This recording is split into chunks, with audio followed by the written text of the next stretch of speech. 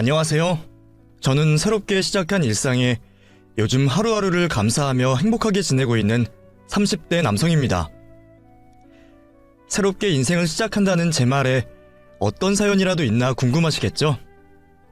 사실 저는 살면서 겪을 거라 생각한 적도 없는 황당한 일을 당한 탓에 그동안 다른 사람들에게 말을 하지도 못하고 혼자 답답한 소가리를 해왔습니다.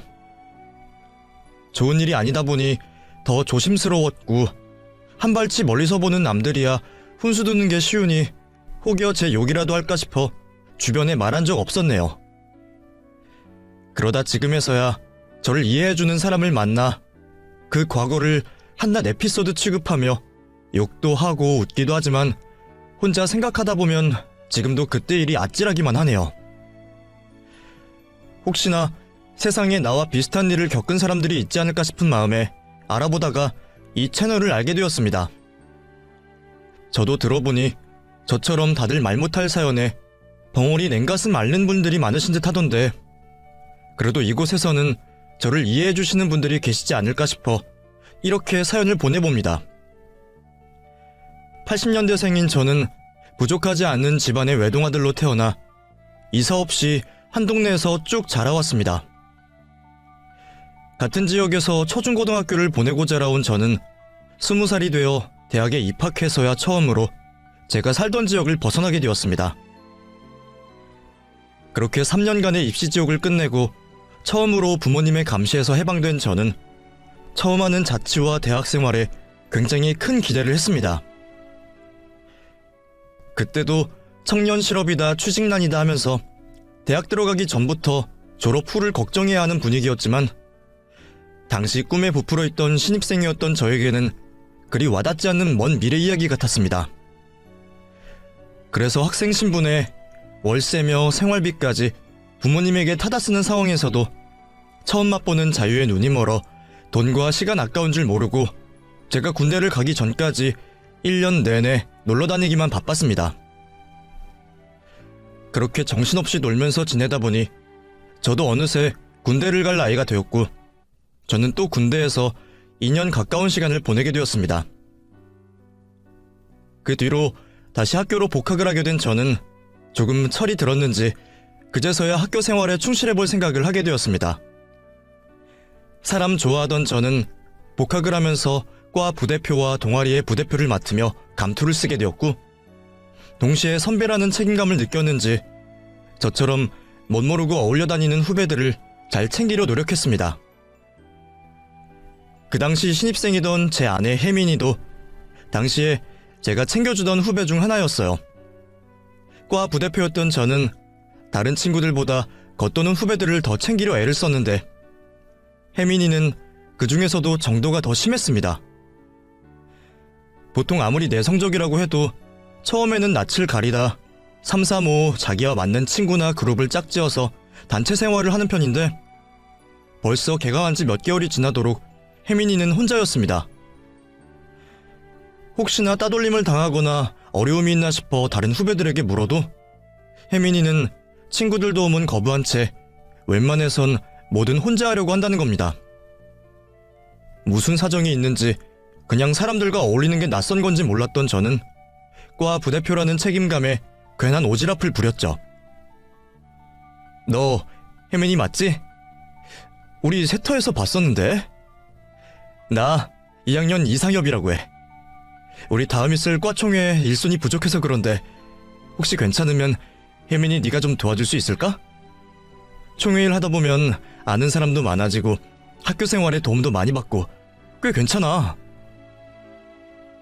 제가 알바도 하고 그런 개인적 활동을 안 좋아해서요. 죄송해요. 미리 시간만 이야기해주면 알바 시간 정도는 빼줄 수 있고 과 사람들이랑도 금방 친해질 수 있는 좋은 기회인데 정 안 되겠어? 네, 죄송합니다. 가볼게요. 제 딴에는 혜민이가 같이 활동하면서 학교 생활에 빨리 적응하고 동기들과 친해졌으면 해서 한 제의였는데 혜민이는 오히려 저의 그런 제의가 불편했는지 어두운 표정을 하면서 단칼에 거절했어요. 단체 활동 제의가 부담이 되었을 수도 있겠다는 생각이 들어 저는 다른 방법을 찾아보기로 했습니다. 혜민이를 마주칠 때면 가볍게 일상을 이야기도 하면서 개인적으로도 힘든 일은 없는지, 학교 생활하며 겪는 애로사항은 없는지 물어보며 노력해보았습니다.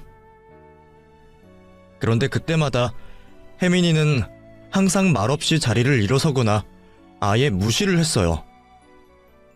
저도 나름의 노력을 했지만 별로 통하지 않았고 오히려 그런 저를 불편해하는 듯 보여 저도 더 이상 혜민이에게 다가가기가 어려웠습니다. 그 후로는 혜민이가 알아서 잘 적응하겠거니 하며 저 역시도 바쁜 대학 생활을 이어갔습니다.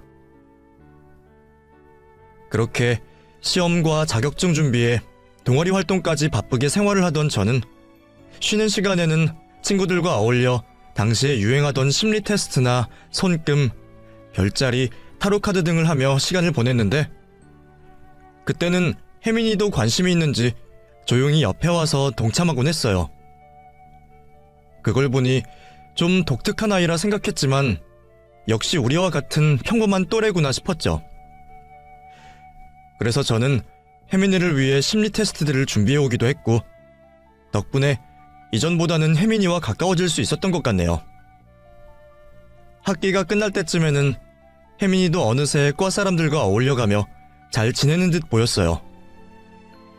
물론 내성적인 성격이라 다른 후배들처럼 활동적이진 않았지만 확실히 걱정하던 학기 초보다는 훨씬 좋아 보였죠. 그렇게 다들 학년이 올라가며 저는 3학년이 되었습니다. 새로운 학기를 맞아 더 잘해보자는 의미와 학생들의 단합을 위해 저는 여름방학이 끝나기 전에 단합 모임을 주최했습니다. 그런데 설마 그 자리에 혜민이가 올 줄은 몰랐죠. 어쩐 일인지 평소 술자리가 있는 모임에는 잘 오지 않는 혜민이도 그날은 참석을 했어요. 다들 오랜만에 모여 즐기는 자리니만큼 왁자지껄 즐거운 술자리가 계속되었죠. 그런데 어느 순간부터인가 정신없이 마시고 떠드는 와중에 혜민이가 계속 제 주위에 있는 게 느껴졌어요. 처음에는 착각인가 싶었지만 가끔 저와 눈이 마주치는 걸 보니 제 착각이 아닌 듯 싶었습니다. 저는 새학기가 되면서 이전에 제가 도와준 일에 고마움을 표현하려 하나 싶었습니다. 혹시 할 말이 있을까 싶어서 저는 바람을 쐰다는 핑계로 슬쩍 자리를 만들었어요. 아니나 다를까 제게 무슨 할 말이 있는지 혜민이가 저를 뒤따라 나오더군요. 저 선배님, 혜민아, 무슨 일이야? 할 말이 있었어? 저 혹시 여자친구 있으세요? 뭐? 갑자기 그게 왜? 사실은요, 제가 선배님 좋아해서요. 평소에 선배님 지켜만 보면서 저번 학기 내내 어떻게 말할까 고민했어요. 매번 저 신경 써주셨던 것도 고맙고 평소에도 지켜보면서 좋은 분이라 생각했고요. 그런 말은 전혀 예상하지 못했기에 저는 당연히 그런 상황이 당황스러웠어요. 그게 나 여자친구도 있고 미안한데 나는 혜민이 너를 후배라고만 생각해서 내가 너한테 했던 행동들은 그저 네가 학교 사람들이랑 잘 지내길 바래서 선배로서 그랬던 거고 설마 오해했다면 미안해. 그걸 오해할 줄 몰랐어. 혜민이와는 개인적인 대화도 많이 해본 적 없고 연락도 한번 해본 적이 없어 저에 대한 감정이 있을 거라 생각해 본 적도 없었습니다. 예상하지 못한 고백에 당황했지만 당시에 저는 만나고 있던 여자친구가 있었고 저에게 혜민이는 과 후배 이상 그 이하도 아니었어요. 혜민이가 오해할 행동을 했나라는 생각에 미안했던 저는 조심스럽게 고백을 거절하고 혜민이를 이해시켰습니다. 상처받은 듯한 표정도 아니고 별다른 반응이 없기에 속마음이 어떤진 모르겠지만 그래도 다행히 혜민이도 잘 받아들이는 듯 했어요. 오히려 고백 이후 의식적으로 거리를 두려는 저에게 혜민이가 자신이 오해했다면 편한 선후배 사이로 지내고 싶다며 먼저 말했어요. 저는 처음에는 미안하기도 하고 민망하기도 해서 어색했지만 계속 저를 편하게 선배로 대하는 혜민이 덕분에 어느새 저희는 편하게 고민 상담할 수 있을 만큼 좋은 친구가 되었습니다. 그런데 사람 인연이라는 게 정말 어떻게 될지 모르는 건지 저는 얼마 뒤 혜민이와 연인이 되었습니다. 당시에 저는 다른 이유로 여자친구와 헤어지게 되었고 저는 그 일을 꽤나 힘들어했었습니다. 저도 어렸고 시련의 상처가 꽤 컸던 모양이에요. 그런 때에 제 옆에서 위로해주며 챙겨주던 것이 혜민이였습니다. 평소 서로 고민을 나누다 보니 저는 혜민이에게 가장 먼저 이별 사실을 알렸고 평소 제 얘기를 묵묵히 잘 들어주던 혜민이는 저를 위로해 주었죠. 그리고 그런 저의 빈자리에 어느새 혜민이가 들어오게 되었고 저희는 그 뒤로 자연스럽게 연애를 시작하게 되었습니다. 같은 학교에다가 내성적인 혜민이의 성격에 저는 혜민이를 배려해서 학교 사람들에게 알리기 조심스러웠는데 오히려 혜민이가 먼저 우리의 연애를 당당히 공개했습니다. 혜민이는 확실히 어느 기점부터 많이 달라져 보였고 연애를 시작한 이후 저는 혜민이의 다른 모습들을 더욱더 많이 보게 되었어요. 학기 초 수줍어하고 사람들을 꺼려하던 그 모습은 어디 갔는지 생각보다 더 활동적이고 적극적이어졌고 챙겨줘야 할 것 같은 가녀린 모습은 어디 간데 없어지고 되려 저를 하나부터 열까지 챙겨주었습니다. 이전에는 상상하지도 못한 혜민이의 그런 모습들이 제게는 매력적으로 느껴졌어요. 그리고 제가 더 챙겨야 했던 전 여자친구와 달리 오히려 저를 더 챙기고 아껴주는 모습에 점점 더 깊어지는 사랑을 느꼈죠. 제가 밥이라도 굶고 학교 일을 하고 있으면 김밥을 싸오거나 직접 만든 도시락까지 챙겨주었고 제가 바빠서 미처 연락이 되지 않는 상황에서는 주변 사람들에게 물어 저를 더욱 챙겨주었어요. 연애 기간이 길면 길어질수록 저는 그런 자랑을 할 일들이 많아졌어요. 처음에는 물과 도시락이며 건네주더니 제가 부모님과 떨어져 자취하느라 부실하게 먹는다며 직접 두 손 걷어붙이고 반찬부터 요리까지 해놓고 가는 겁니다. 아르바이트도 하고 학교 생활에도 바쁜 애가 시간이 어디 있다고 남자친구 먹는 것까지 신경 쓰고 해놓고 가는지 저는 여자친구의 그 정성에 너무 고마웠습니다. 혜민이가 요리를 해주고 간 날에는 항상 우렁각시가 왔다 간 것 마냥 자취방이 깨끗하게 정리가 되어 있었어요. 또 학교와 자격증 시험을 준비할 때면 자신도 공부하느라 바쁜 시간에 찾아와 잠깐이라도 눈을 붙일 수 있게 도와주고 시험 준비도 같이 해주며 미신 같지만 시험 잘 보게 해준다며 부적 같은 것까지 챙겨주었습니다. 혜민이를 만나고 나선 마치 엄마가 자식을 챙겨주는 것처럼 하나부터 열까지 모두 혜민이 손을 안 거친 게 없었죠. 부모님도 처음 타지에서 자취생활하는 아들을 내내 걱정하셨는데 어느 날부터 바뀐 자취방을 보시며 안심하시게 되었고 이 모든 게 혜민이가 챙겨준 걸 아시게 되시곤 혜민이에게 고마워하시며 제 자취생활에 대해 더 이상 걱정하지 않으셨어요. 저도 그런 혜민이가 매번 고마웠고 조금이라도 보답하고 싶었어요. 혜민아, 이거 받아. 이게 뭐야, 오빠? 어머, 웬 가방이야? 왜? 저번에 너가 이 가방 예쁘다고 했잖아.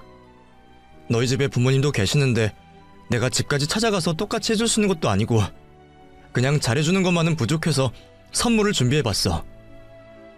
오빠, 나 진짜 괜찮아. 오빠도 학생인데 이런데 돈 쓰면 어떡해. 그냥 이쁘다고 한 거지 나랑 맞지도 않을 수도 있고. 다음부턴 나랑 직접 같이 가서 사자. 어? 그렇게 비싼 제품도 아니었고 이전에 이쁘다고 한 말을 기억하다 선물한 건데 제 마음을 거절하며 환불해오자고 하는 혜민이에게 내심 서운하기도 했었어요. 그래도 저를 아끼고 생각해주는 마음에 저렇게 말하는구나 싶어서 다음부터 혜민이에게 선물할 때는 항상 같이 가서 고르거나 물어보곤 했죠. 그때도 혜민이는 항상 저렴한 물건을 고르거나 또래들처럼 가방, 립스틱, 액세서리가 아닌 좀 더 실용적인 선물을 골랐어요. 혜민이는 역시 다른 여자들과 다르게 현실적이고 경제관념이 확실하구나 싶었죠. 하지만 시간이 지나면서도 자신한테 늘 인색하면서 저에게는 끝없이 희생하는 혜민이가 조금씩 부담스러워졌습니다. 미안한 말이지만 선물도 마다하고 바라는 것 하나 없이 계속 저에게 주기만 하는 것이 저도 점점 익숙해지기도 하고 또 그렇게까지 나를 챙겨주는 게 부담스럽기도 했어요. 아무리 제가 좋아서 그런다는 건 알지만 또래와 연애하는 느낌은 아니다 싶었습니다. 그렇게 제가 점점 혜민이의 희생이 고마움보다는 익숙함으로 변해갈 쯤 그런 제가 마음을 다잡게 되는 일이 생겼습니다.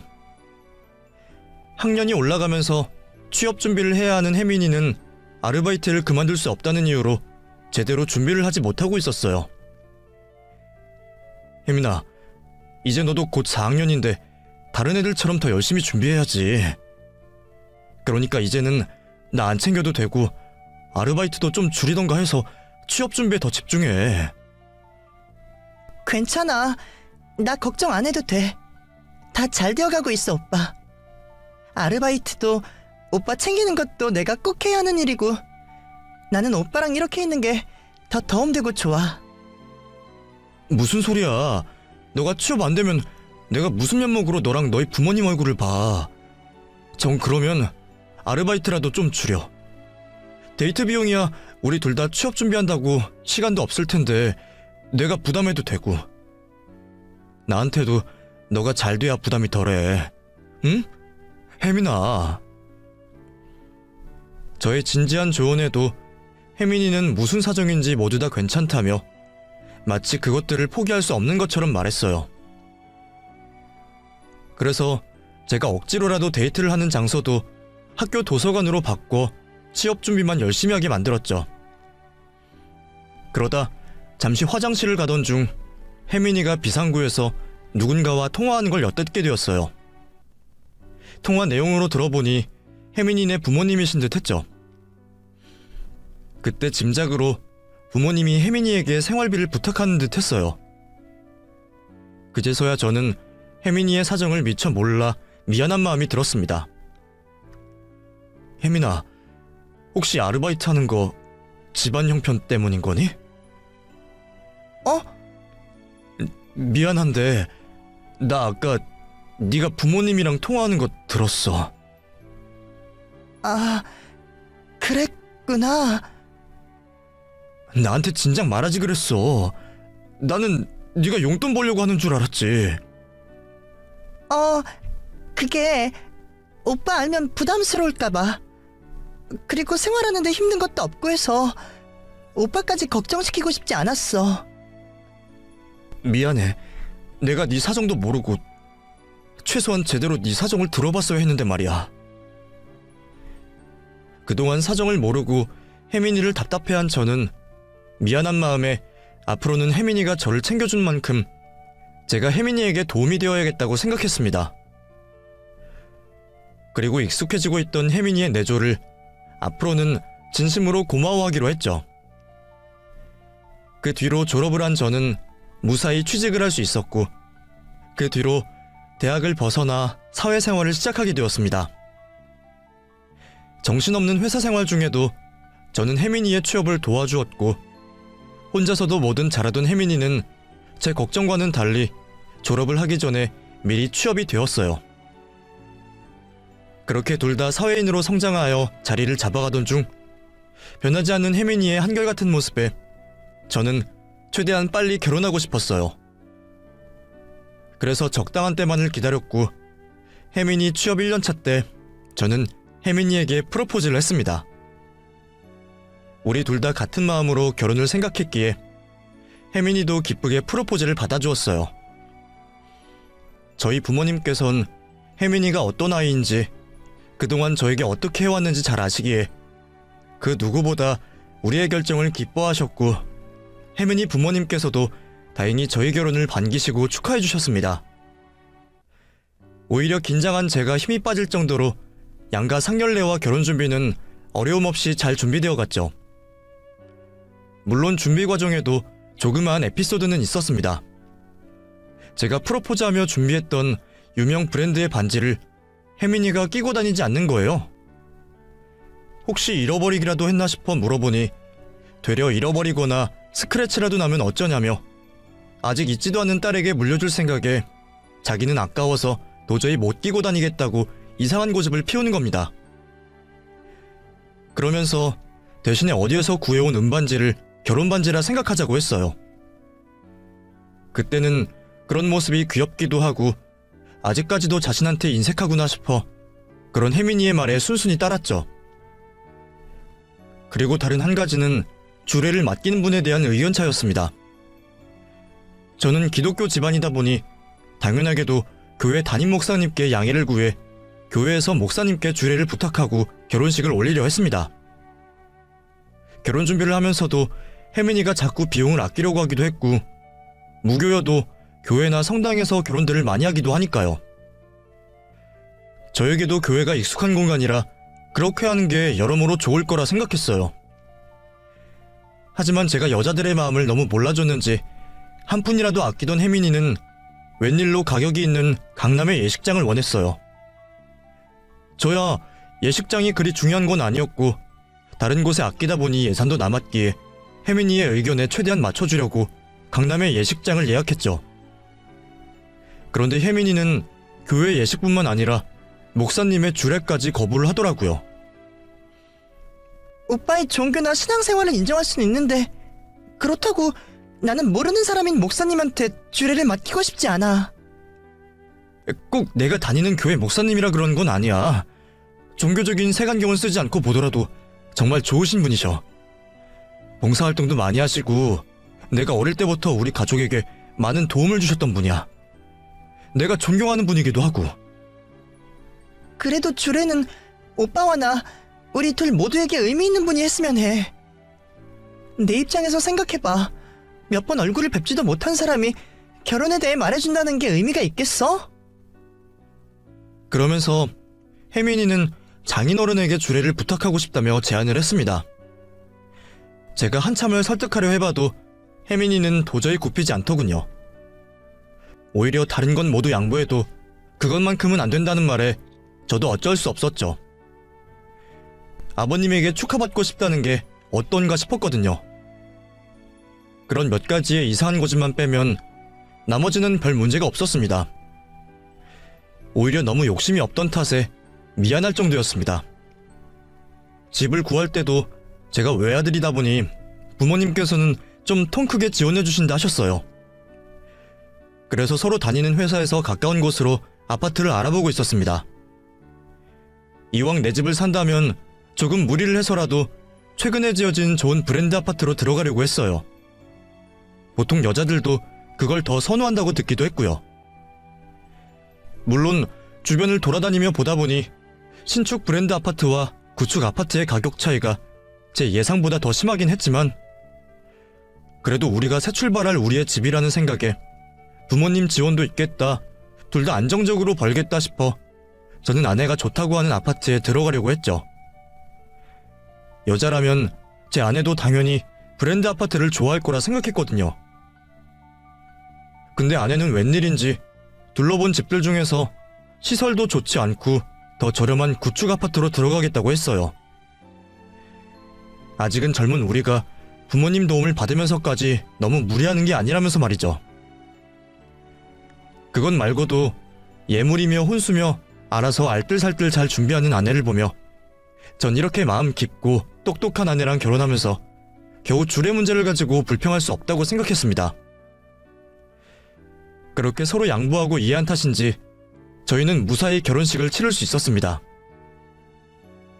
그런데 저희가 보통보다 일찍 결혼을 했기에 아직 회사 연차도 적고 결혼 후에도 당연히 계속 일을 할 거라 생각했던 제 예상과 달리 결혼 후 전업주부로 살고 싶다는 아내의 말에 놀라기도 했지만 이전의 행동들을 생각하며 저는 아내의 뜻을 존중했습니다.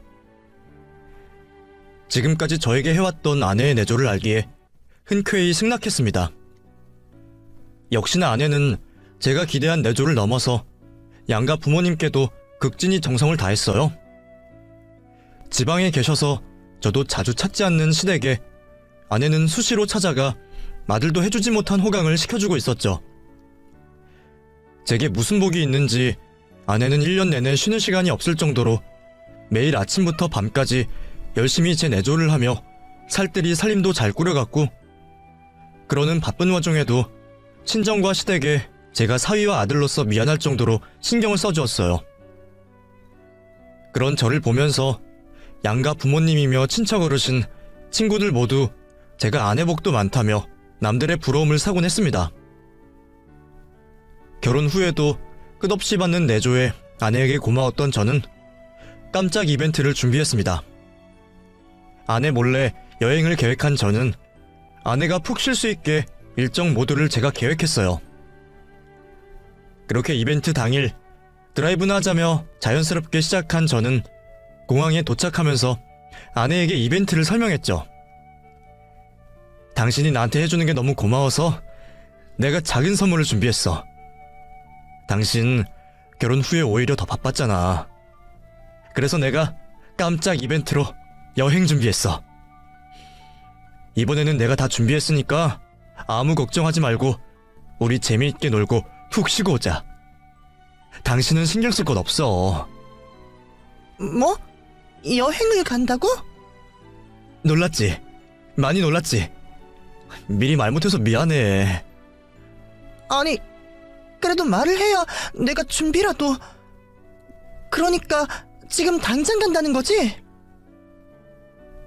처음에는 갑작스러운 상황에 살짝 당황하는 줄 알았는데 아내는 어쩐지 제 생각보다 더 놀라고 표정이 어둡더라고요. 그래도 여행을 가서는 기분이 좀 풀리지 않을까 했습니다. 하지만 아내는 마지못해 따라온 듯 여행지에서도 좀처럼 표정이 밝아지지 않더군요. 그리고 일방적인 제 이벤트로 속이 상했는지 누군가와 메시지 전화를 하며 속상한 마음을 말하는 것 같았어요. 제 딴에는 기분 좋으라고 한 행동인데 역효과가 나니 괜히 더 미안한 마음에 저는 마음을 풀어주려고 노력했습니다. 변수가 있던 여행이지만 그래도 다행히 저희는 꿀같은 휴식을 마치고 돌아왔습니다. 저희가 여행에서 돌아오고 한 달이 조금 넘었을 때 아내는 몸이 좋지 않아 보였고 아내가 걱정되었던 저는 같이 병원을 찾았습니다. 그런데 어디가 문제인지 몰라 찾았던 내과에서 의사 선생님께서 임신일지도 모르겠다며 산부인과를 가보라 하셨고, 그렇게 산부인과를 찾은 결과 아내는 임신이 맞았습니다. 결혼한 지 얼마 안 되어 들린 임신 소식에 저는 사실 사진을 보면서도 쉽게 실감이 나지 않았어요. 하지만 저희 부부에게 아이가 찾아왔다는 소식에 저는 더할 나위 없이 기뻤죠. 하지만 어쩐 일인지 뒤늦게 알아차린 아내의 표정은 저처럼 기뻐 보이지 않았습니다. 아무래도 아직 계획하지 않은 임신이라 이래저래 충격으로 다가왔던 모양이었어요. 저는 눈치도 없이 한참을 좋아하다가 그제서야 분위기를 파악하고 아내를 살펴보았지만 아내는 별말 없이 자리를 피해 안방으로 들어가더군요. 제가 물어봐도 대답도 없고 처음 보는 아내의 모습에 저는 괜히 기죽어 조용히 며칠을 보냈습니다. 제가 임신이란 게 아니다 보니 아내의 상황도 이해가 되었습니다. 주변 얘기를 들어보니 여자들이 임신이 되면 당황스럽고 두려운 마음에 스트레스를 받기도 한다는 얘기에 저도 아내를 이해하고 기다려주려 했습니다.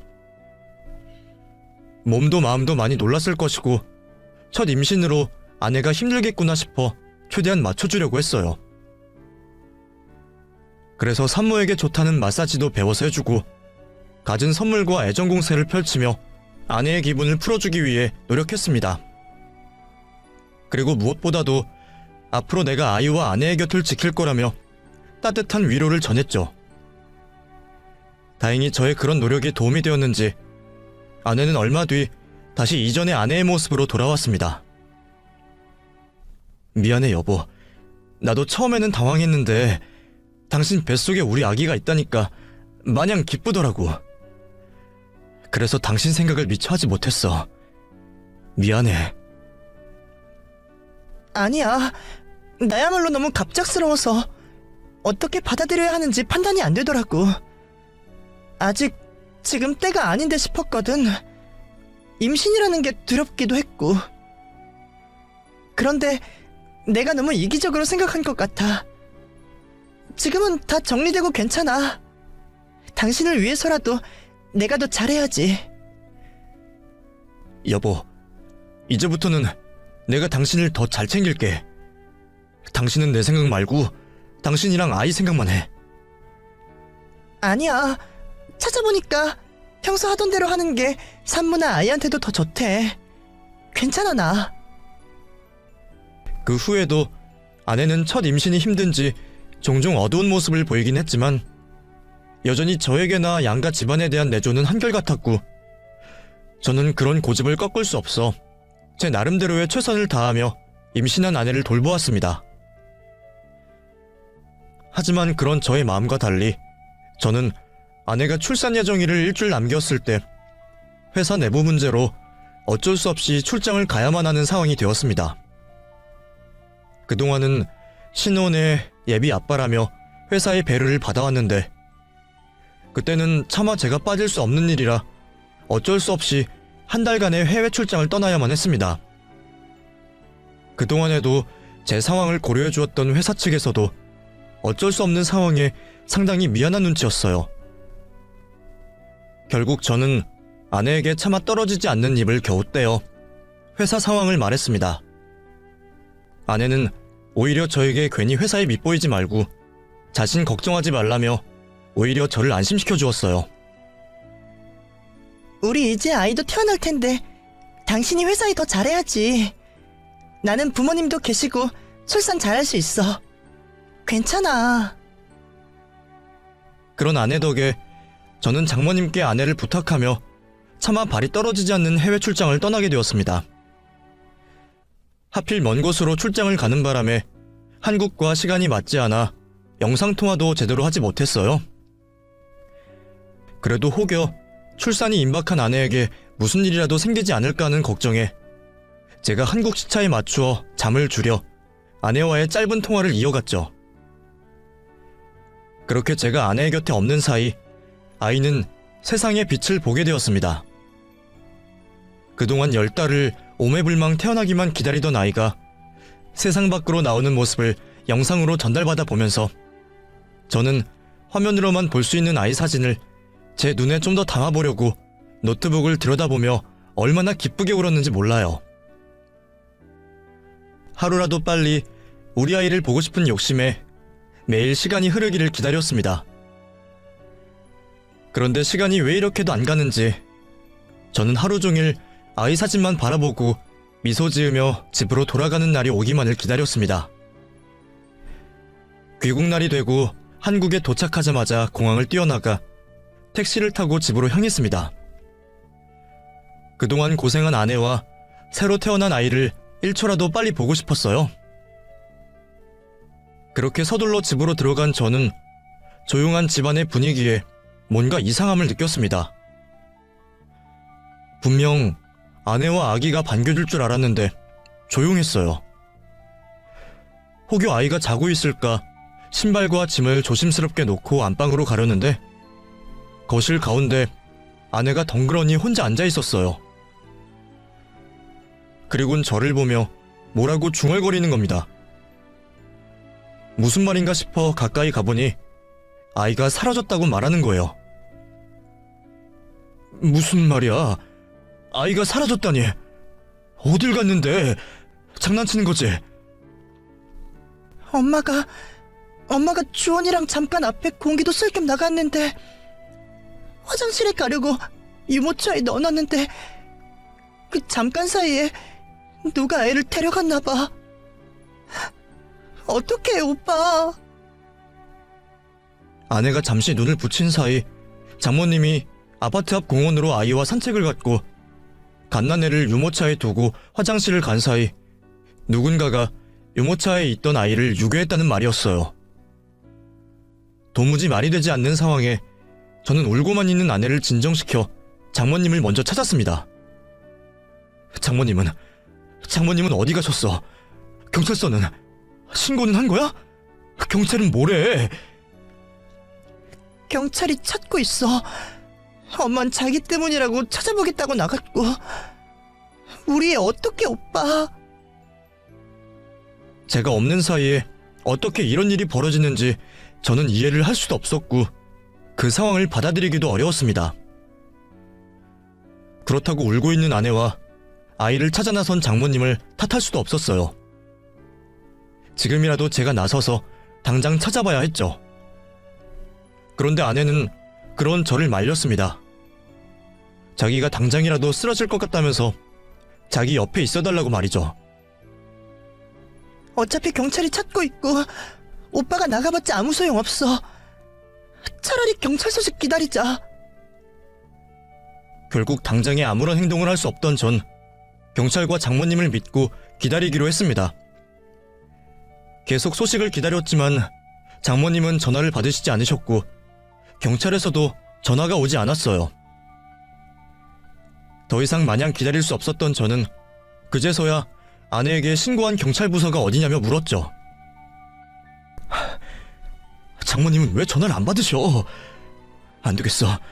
내가 직접 경찰서에 가보든가 해야지. 당신은 전화 받아야 하니까 집에서 기다려. 경찰 어느 부서야? 전화번호 좀 줘. 가서 뭐 하려고?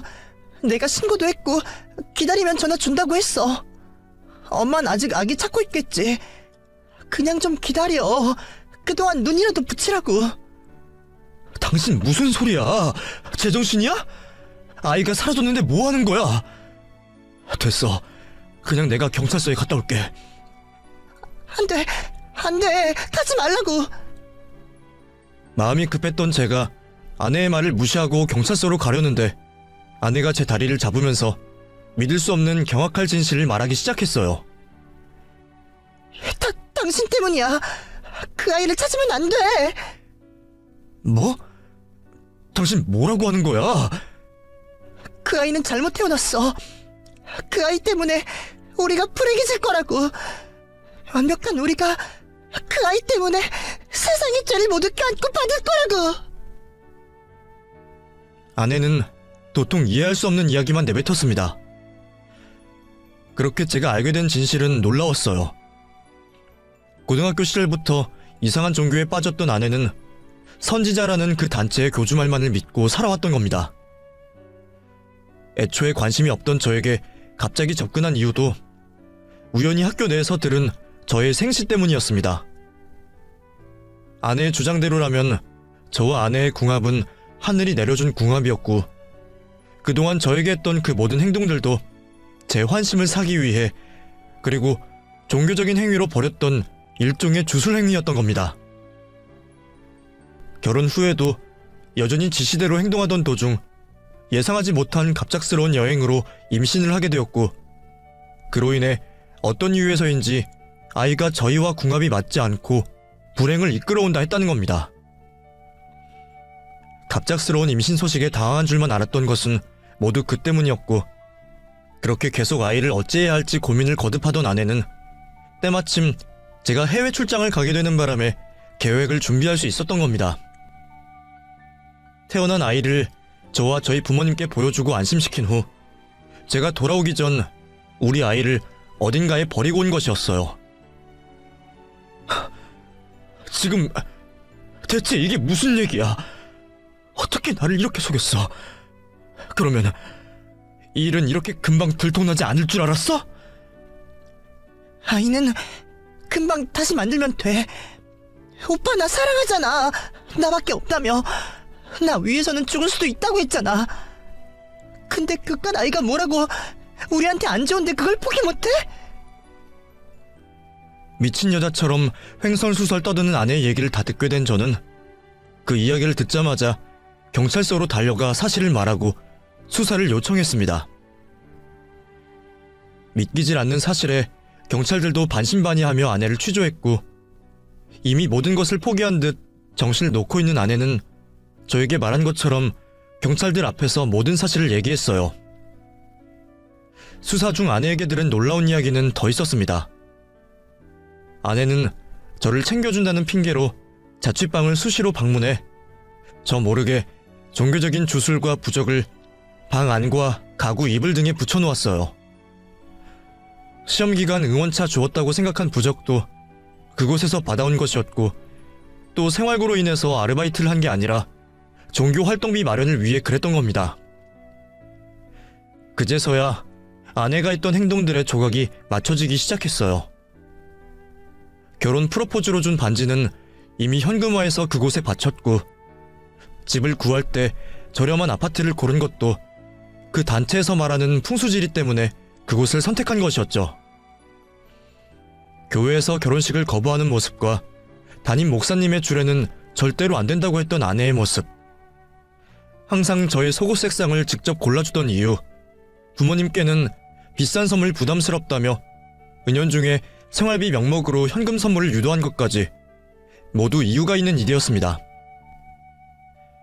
가끔 아내가 하는 제 질문에 대답의 단어 선택이 이상하다 생각했지만 대수롭게 생각하지 않았어요.